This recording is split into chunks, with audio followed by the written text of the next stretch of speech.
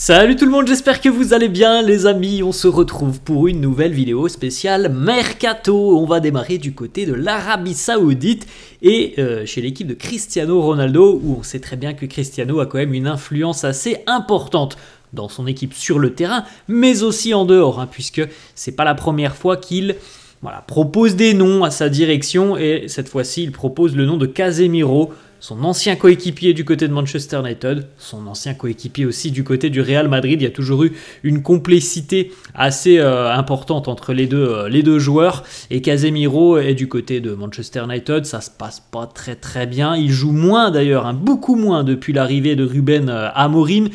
Et puis je pense qu'on va pas se mentir, Casemiro, à mon avis, ne s'attendait pas à trouver un club autant et aussi en difficulté lorsqu'il est arrivé en provenance du Real. Je pense qu'il doit être assez déçu quand même. Alors certes, c'est une expérience, il a connu la PL, Manchester United, qui reste un immense club. Alors sportivement, c'est quand même moins un immense club en ce moment, enfin depuis quelques années maintenant.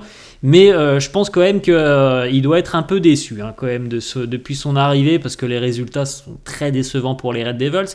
Il a encore un contrat d'un an et demi, mais on n'écarte pas la possibilité sur le mercato hivernal d'un départ, puisque Ruben Amorim ne semble pas être un profil qui apprécie énormément Casemiro, donc il joue pas beaucoup depuis son arrivée, et c'est pas la première fois aussi qu'on entend ces rumeurs qui mènent Casemiro du côté de l'Arabie Saoudite. Il est sur la fin de sa carrière, donc peut-être qu'il se dit, on verra, mais peut-être qu'il se dit aussi, c'est une belle opportunité pour moi d'aller chercher un peu d'argent, de retrouver aussi un coéquipier qui veut que je sois présent dans son équipe.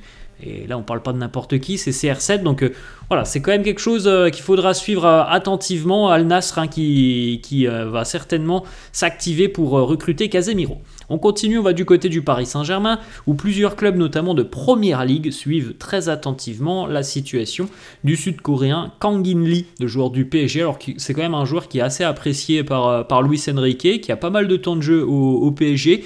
Je vois très mal le PSG se séparer de Kang In-lee sur ce mercato hivernal. J'ai beaucoup de mal à l'imaginer, mais il faut savoir que Newcastle, Manchester United notamment, et même Arsenal suivent sa situation. Alors il est encore sous contrat avec le PSG, donc voilà, je pense pas que ça se fera cet hiver. Il faudra suivre un petit peu ce qui se passera l'été prochain. Il faudra suivre aussi tout simplement le souhait du joueur. Est-ce qu'il souhaite continuer du côté du PSG, ou est-ce qu'il veut peut-être encore aller découvrir autre chose? Il a connu la Liga, il a connu la Ligue 1. Est-ce qu'il a envie de connaître la Première Ligue, qui en général, l'APL quand même attire 99% des joueurs. Tout le monde veut aller jouer en PL. Il y a des exceptions, par exemple un Bellingham, c'est une exception, mais en général quand même il y a très peu de joueurs qui refusent l'intérêt de la Première Ligue, donc il faudra suivre aussi tout ça.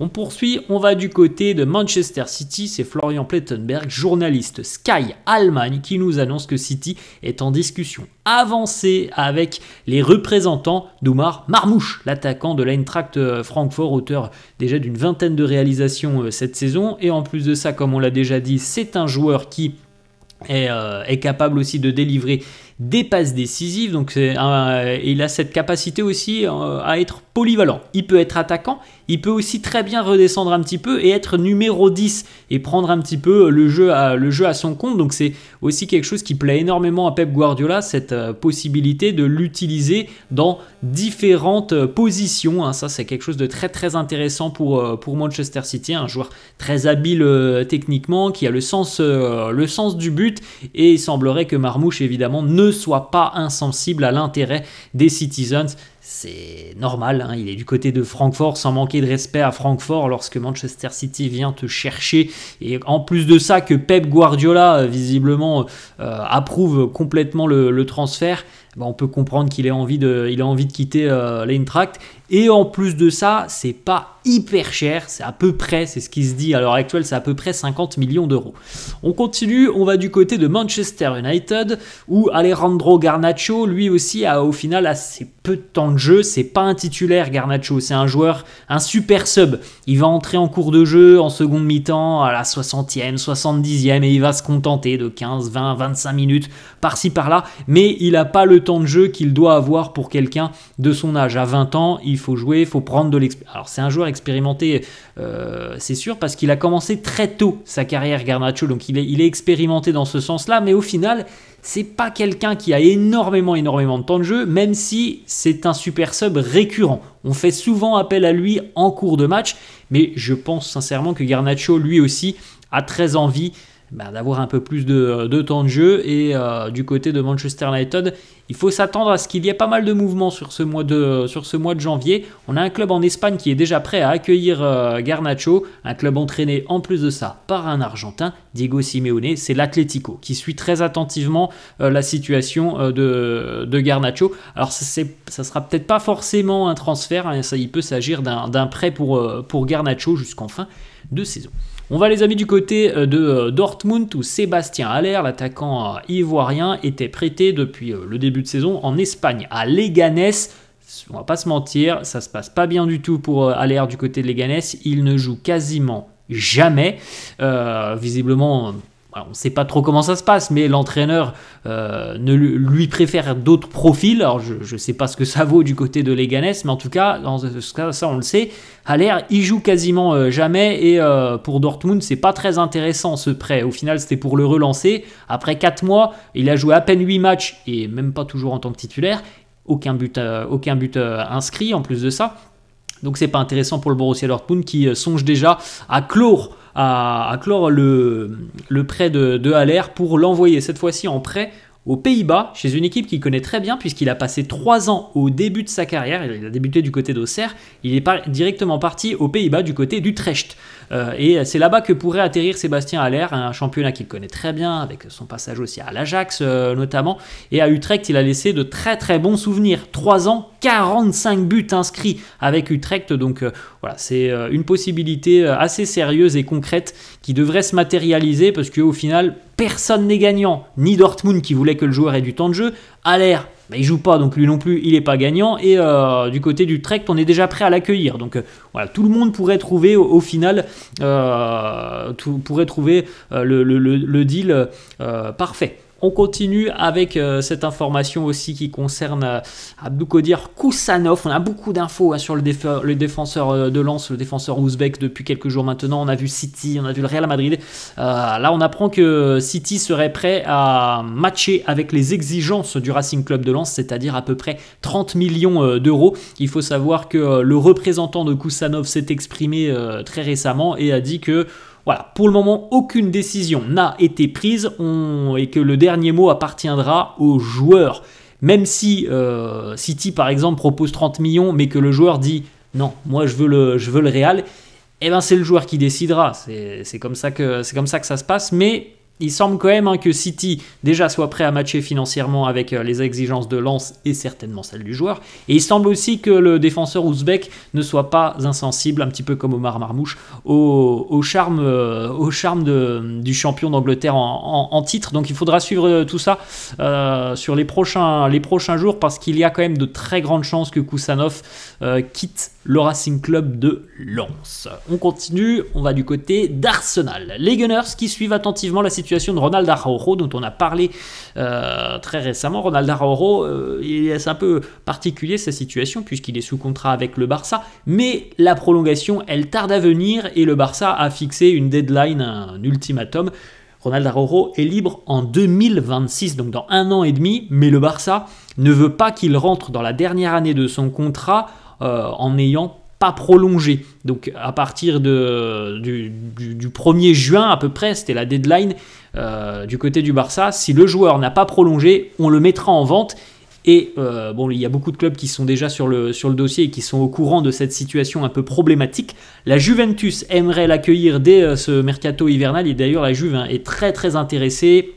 Elle est déjà présente sur le dossier. Thiago Motta a validé la piste. La Juve aimerait l'accueillir, pourquoi pas déjà sous la forme d'un prêt avec peut-être une option d'achat. Mais on a Arsenal aussi qui suit très attentivement la situation de Ronald Araujo.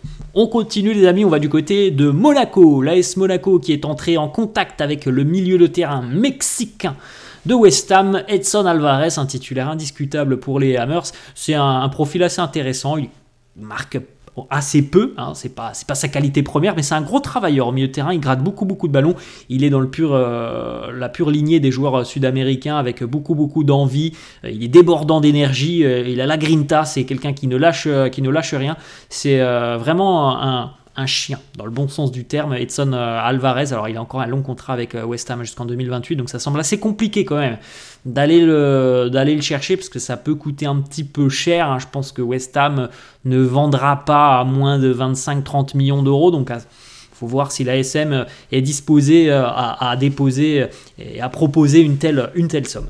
On continue les amis du côté de la Juventus, Douglas Luiz. Alors lui il a un contrat avec la Juve jusqu'en 2029, il est arrivé cet été, il y a 4-5 mois, il est arrivé à Turin.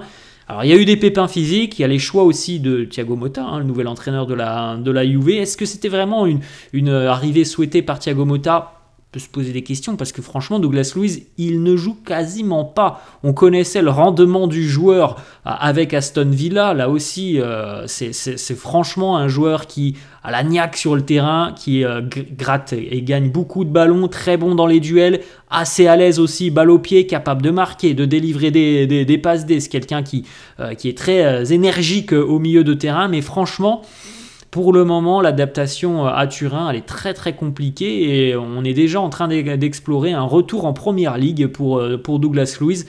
Alors, sous la forme d'un prêt, certainement, puisqu'il est sous contrat jusqu'en 2029, donc on ne va pas le vendre après 4 mois du côté de la Juve, mais on peut potentiellement explorer un prêt. Tottenham se montre déjà intéressé, Manchester United et aussi Arsenal. On va terminer les amis, c'est la dernière information. Liverpool qui s'intéresse aussi assez fortement à Joshua Kimmich. On rappelle, la situation de Kimmich, tout le monde la connaît, on en parle très régulièrement sur les vidéos mercato. Fin là, il est libre. Voilà, il est libre à l'été 2025, donc dans 5-6 mois, il sera libre. On verra bien s'il prolongera avec le Bayern ou pas d'ici là. En tout cas, ça intéresse beaucoup de clubs, hein. Le profil de Joshua Kimmich, le Real, le Barça sont toujours présents. Le Barça avec Hansi Flick, hein, qui connaît très bien le joueur. Et Liverpool aussi qui se dit qu'il y a peut-être un coup à tenter. On se souvient par exemple il y a quelques années que Liverpool était allé chercher Thiago Alcantara. Alors, il y avait eu pas mal de pépins physiques pour Thiago Alcantara du côté de Liverpool, mais sur les débuts, ça avait été quand même très intéressant. Et Joshua Kimmich, alors c'est pas le même profil que Thiago Alcantara, mais on peut penser que ça serait un peu le même style de coup qu'ont fait les Reds avec Alcantara il y a quelques saisons maintenant. Donc voilà, Liverpool aussi sur le dossier. Donc Joshua Kimmich, il a le choix, et il a les plus grandes écuries qui attendent tout simplement qu'ils prennent une décision, rester au Bayern peut-être, découvrir la Liga chez les deux géants, ou alors peut-être la Première Ligue chez peut-être le futur champion d'Angleterre. Voilà les amis, la fin de cette vidéo, j'espère que ça vous a plu, n'hésitez pas à lâcher un petit pouce bleu, merci à tous ceux qui sont présents, n'hésitez pas à vous abonner à la chaîne, je vous souhaite une très bonne journée, et je vous dis à la prochaine. Ciao.